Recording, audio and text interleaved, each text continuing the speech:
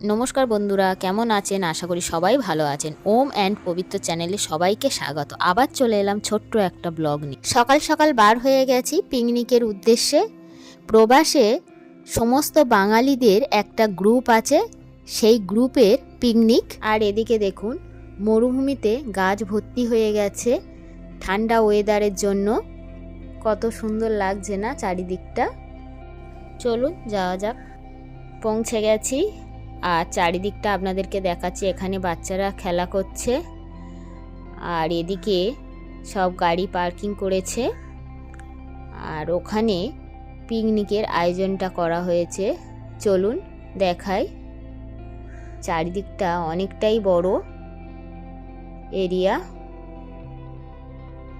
চারিদিকে কত বাঙালি এসেছে দেখুন।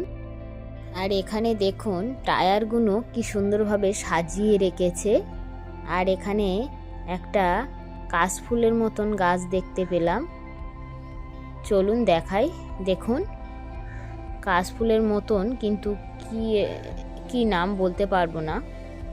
আর এখানে চাঁপা ফুল আছে, অনেকে কাঠগোলাপ বলে থাকেন। দেখুন কি সুন্দর লাগছে না? গাছটা ছোট আর গাছে কত সুন্দর ফুল ফুটে আছে। চলুন এবার এখানে দেখুন দুই বাবু বসে আছে। বাবু অনেক লোকজন দেখে খুব আনন্দ, চারিদিকে শুধু দেখছে। চলুন, এখানে গান হচ্ছে আর নাচও হয়েছিল, এখানে দেখানো হয়নি আপনাদেরকে।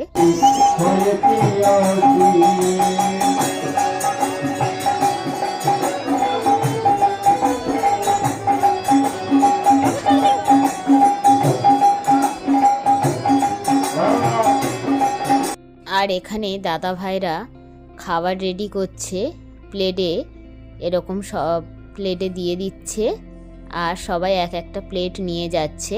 প্লেটে আছে ভাত, স্যালাড, চিংড়ি মাছের তরকারি, খাসির মাংস, যারা খাসির মাংস খাবে না তাদের মুরগির মাংস। চারিদিকটা কত সুন্দর লাগছে দেখুন।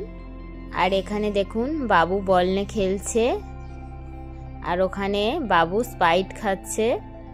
খুব ভালো লাগছে, সব বাঙালিরা এক জায়গা হয়েছে।